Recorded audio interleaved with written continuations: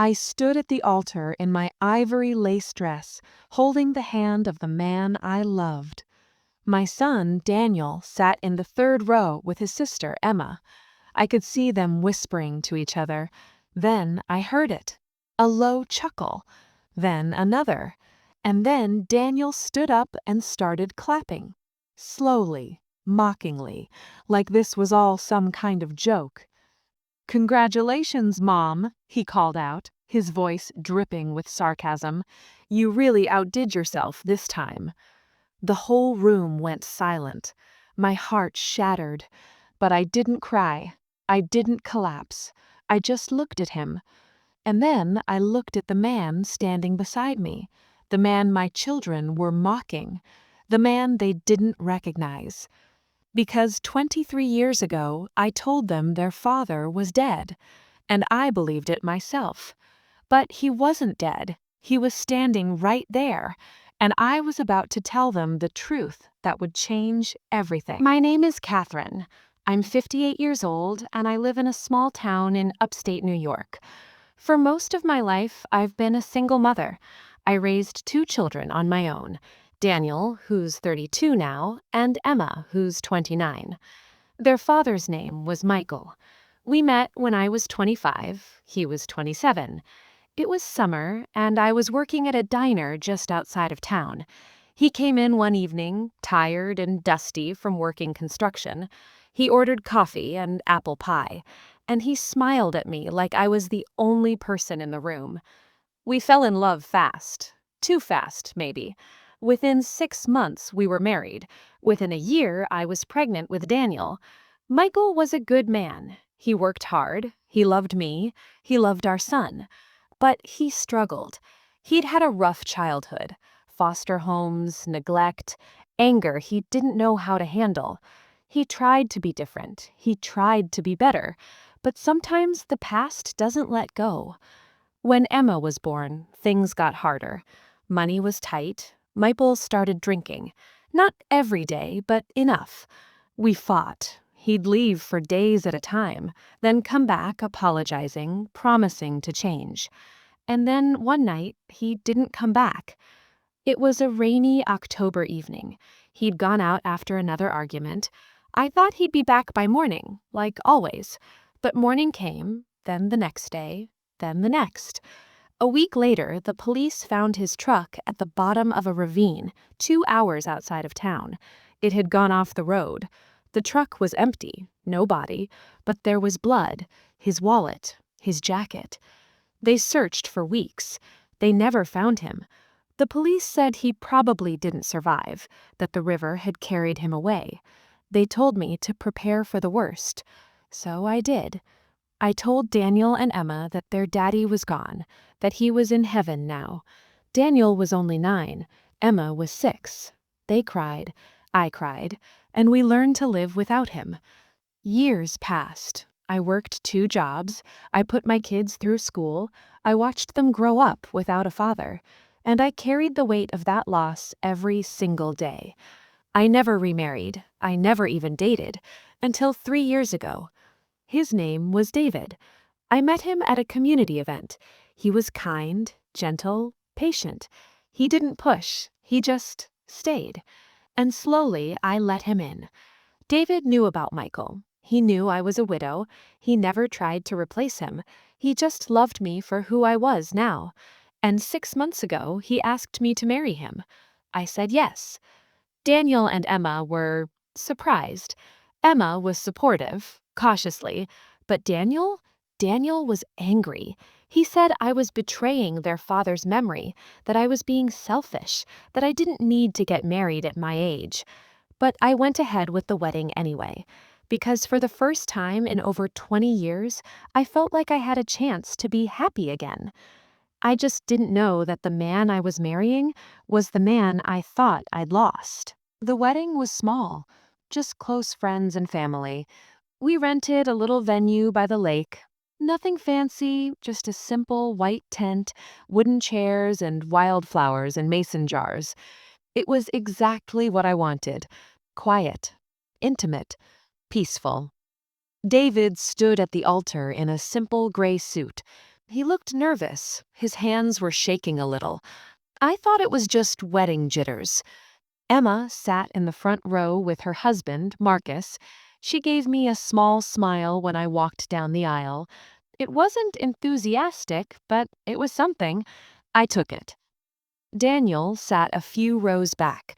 His arms were crossed. His face was hard. He wouldn't look at me. I tried not to let it hurt. I tried to focus on David, on the moment, on the future. The officiant began. She talked about love, about second chances, about how it's never too late to start again. And that's when I heard it. A snicker.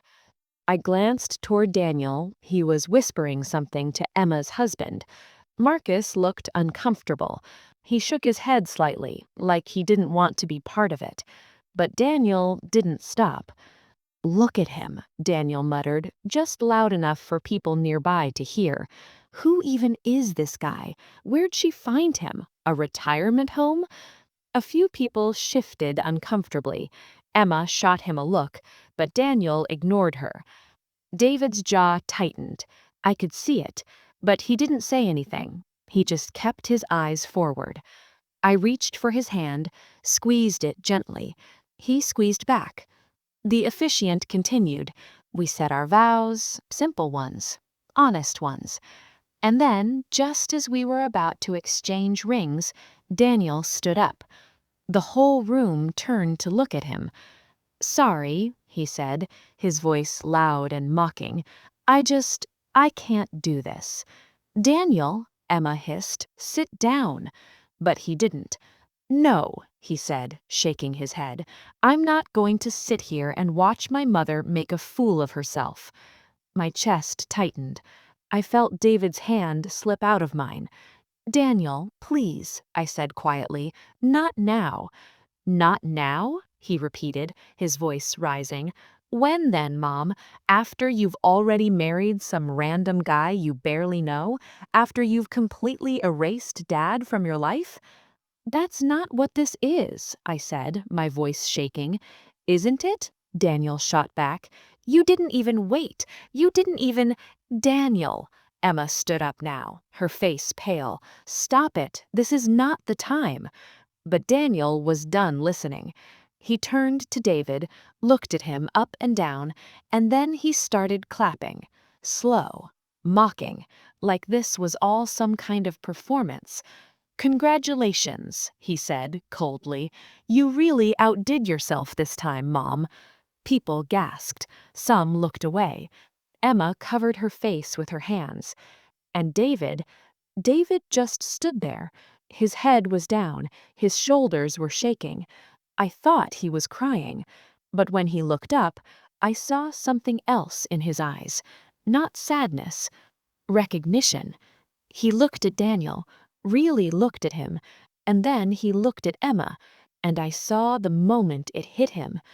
"Daniel," David said quietly, his voice rough, shaking. Daniel stopped clapping. He frowned. "What?" "Daniel," David said again, louder this time. "It's me." The room went completely silent. Daniel's face twisted in confusion. "What are you talking about?" David took a step forward. His hands were trembling now. "It's me," he said, his voice breaking. "I'm your father." Emma gasped. She stumbled backward. Marcus caught her. Daniel just stared. His mouth opened, closed, opened again. "No," he said slowly. "No, that's not possible. You're lying." But David wasn't lying, and I knew it. Because the moment he said those words, I saw it too. The scar above his left eyebrow, the way he stood, the shape of his hands, the way he said Daniel's name. It was Michael, my husband, the man I thought I'd buried 23 years ago. He was alive. And I had just married him again. The tent erupted in chaos.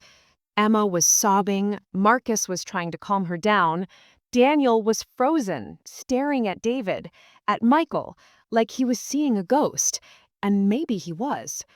I couldn't move. I couldn't breathe. My legs felt like they were going to give out. Catherine? David, Michael said softly, turning to me. His eyes were filled with tears. I'm so sorry. I wanted to tell you. I tried so many times, but I didn't know how.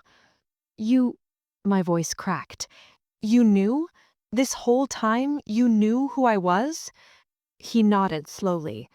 Not at first. When I met you 3 years ago, I didn't recognize you. I didn't remember anything. But over time, pieces started coming back. Your smile, the way you laughed, the stories you told about your kids. And then one day you said Daniel's name, and I knew. I felt like the ground was falling out from under me. Why didn't you tell me? I whispered. Because I didn't know if you'd believe me, he said, his voice breaking. Because I didn't know if I was the same man you married. Because 23 years ago, I was broken, and I didn't want to destroy the life you'd built. Daniel finally found his voice. You let us think you were dead. I didn't mean to, Michael said, turning to him. I don't remember the accident. I don't remember much from that night. When I woke up, I was in a hospital 2 states away. No ID, no memory. They said I'd been found on the side of a highway, barely alive. I spent months recovering, and when I finally started to remember, I didn't know how to come back.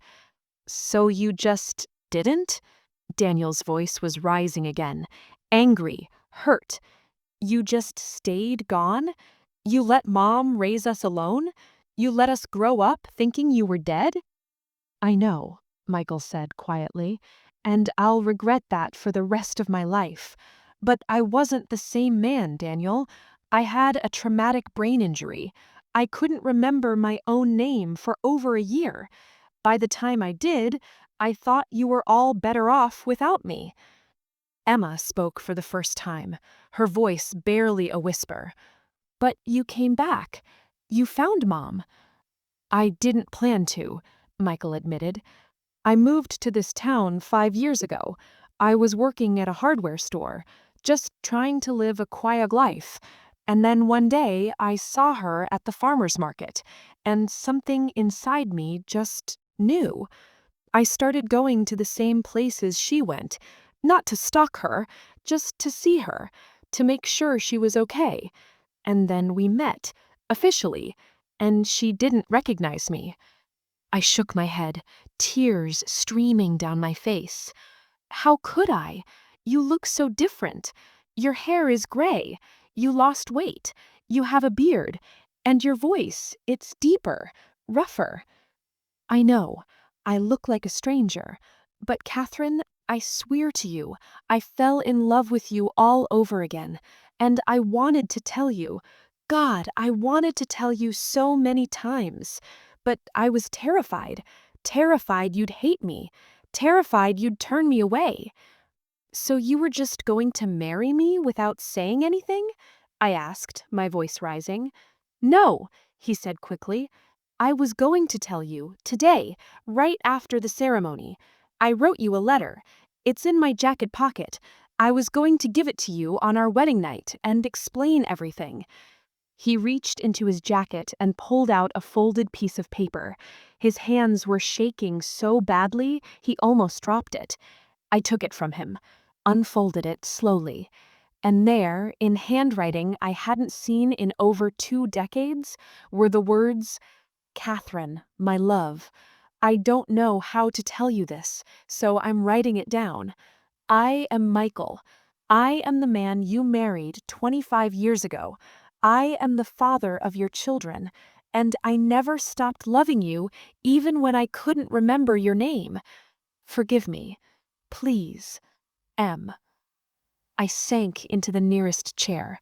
The letter fell from my hands. Emma walked over slowly. She picked it up, read it, and then she looked at Michael. Prove it, she said, her voice shaking. Prove you're our father. Michael's face crumbled. He reached into his wallet and pulled out an old, faded photograph. He handed it to her. It was a picture of us, me, Michael, and baby Daniel, taken at the hospital the day Daniel was born. Emma's knees buckled. Marcus caught her again. "Oh my God, it's real. It's really you." Daniel still hadn't moved. He was staring at Michael like he was trying to understand a language he'd forgotten. "You have a birthmark on your left shoulder, shaped like a half moon." Michael nodded slowly. He unbuttoned the top of his shirt and pulled it aside. There it was, the birthmark. Daniel's face broke. He covered his mouth with his hand. And then he turned and walked out of the tent. I wanted to go after him, but I couldn't move. I was still trying to process what was happening. Michael looked at me. "Catherine, I know this is unforgivable. I know I should have told you sooner, but I love you. I never stopped loving you. And if you'll let me, I want to spend the rest of my life making this right." I looked at him, at the man I thought I knew, at the man I thought I'd lost, and I didn't know what to say. I asked everyone to leave. The guests shuffled out quietly, some whispering, some crying, most just confused. Emma stayed for a moment, standing between us, her eyes red and swollen. She looked at Michael, then at me. "I don't know what to feel," she said softly, "but I need time." Michael nodded. "I understand." She turned and walked out with Marcus, leaving the two of us alone under the white tent. The wildflowers swayed gently in the breeze. The lake was calm. Everything looked peaceful, but inside I was falling apart. I sat down in one of the wooden chairs. Michael stood a few feet away, hands in his pockets, looking lost. "Say something," he whispered. "Please." I took a deep breath. "I don't even know where to start, Michael. Or David. I don't even know what to call you." "Michael," he said quietly. "I'm Michael. I've always been Michael, even when I couldn't remember." I closed my eyes, tried to steady my breathing. "You let me grieve you for years. I cried myself to sleep. I wore black to your memorial service. I told our children their father was never coming back." "I know. And you were alive the whole time." "I didn't know how to come back, Catherine." His voice broke. "When my memory started coming back, it was in pieces, flashes. Your face, Daniel's laugh, Emma's little hands. But I couldn't put it all together, and by the time I did, it had been 10 years. How do you come back after 10 years and say, 'Sorry, I forgot I had a family'?" I looked up at him. "You could have tried." "I was terrified," he admitted. "I was a different person. The accident changed me. The injury changed me. I wasn't the man you married. I was quieter, calmer. I didn't drink anymore. I didn't have the anger. But I also didn't have the confidence. I thought if I came back, I'd just hurt you all over again." I stood up, my hands shaking. "So instead, you came back as someone else? You made me fall in love with you again without telling me the truth. Do you know how that feels, Michael? Do you know how betrayed I feel right now?" He nodded, tears streaming down his face. "I do, and I don't expect you to forgive me. But Catherine, I need you to know that everything between us was real. Every conversation, every laugh, every moment. I didn't fake any of it. I fell in love with the woman you became, strong, independent, beautiful. You didn't need me anymore, but I needed you." I wiped my eyes. "I don't know if I can do this." "I understand," he said softly, "and if you want me to leave, I will. I'll sign the annulment papers. I'll disappear again. Whatever you need." I stared at him, at the man who had been two people in my life, the man I'd mourned, the man I'd chosen. And I realized something. I didn't want him to leave. I was angry, I was hurt, I was confused, but I wasn't ready to lose him again. I need time, I said finally. I need space, and so do Daniel and Emma. This isn't something we can just move past in a day. He nodded quickly. Of course. I'll stay at a hotel. I'll give you all the space you need. No, I said. Stay at the house. I'll stay with Emma for a while. But we need to talk. Really talk. About everything. The accident. The years you were gone. Why you came back. All of it. I'll tell you everything, he promised. No more secrets. I took a shaky breath. And we need family therapy. All of us. Daniel, Emma, you, and me. Because they're not going to get through this on their own, and neither will we. I'll do whatever it takes, he said. I nodded. And then, even though I was still angry, even though my heart was still breaking, I walked over to him. I placed my hand on his chest, felt his heartbeat, the same heartbeat I used to fall asleep listening to 25 years ago. I loved you then, I whispered, and I loved you now. I just need to figure out how to love you knowing you're the same person. He covered my hand. I'll wait, however long it takes. 2 weeks later, we had our first family therapy session. Daniel came reluctantly. He barely looked at Michael, but he came. Emma cried through most of it, but she asked questions, hard ones, and Michael answered every single one. It wasn't easy. There were more tears, more anger, more hurt, but slowly things started to shift. Daniel started calling him Michael instead of that guy. Emma brought her kids to meet him. They didn't call him Grandpa yet, but they smiled at him. And I started to see him again, not as David, not as the stranger I fell in love with, but as Michael, the man I'd married, the man I'd lost, the man who came back. 3 months later, I moved back into the house. We didn't rush anything. We slept in separate rooms at first. We went on dates. We talked. We rebuilt. And one night, sitting on the porch under the stars, Michael took my hand. I know I don't deserve this, he said quietly, but thank you for giving me another chance. I looked at him, at the gray in his hair, the lines on his face, the scar above his eyebrow. You're right, I said. You don't deserve it, but I'm giving it to you anyway, because life's too short to hold on to anger, and because I still love you. He smiled, that same smile from the diner all those years ago, and for the first time in 23 years, I felt whole again. Today, Michael and I are still together.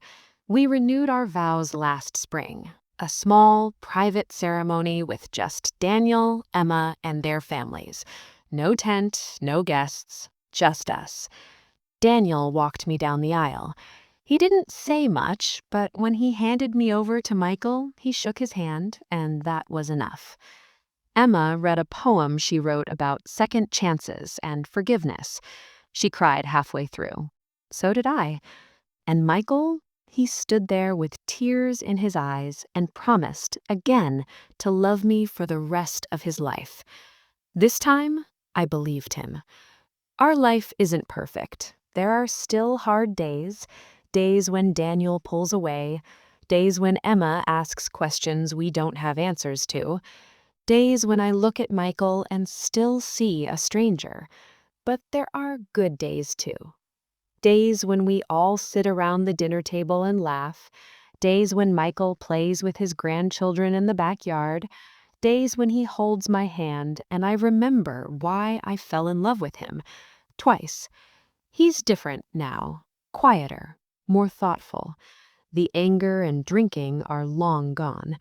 The trauma changed him, but in some ways it made him better. He's patient with me. He listens. He doesn't run anymore. And I'm different too.